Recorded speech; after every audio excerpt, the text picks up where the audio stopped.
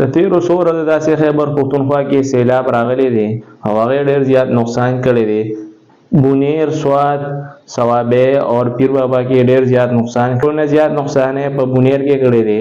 بونیر کې د یو کوره 27 کسان شهیدان شوي دي، چېرته چې یو کس په یوازې ځان لا پاتې شوی دی او ډېر داسې کسان اوس هم را د ملبې لاندې ګرځي او ریسکیو اپریشن چالو دی.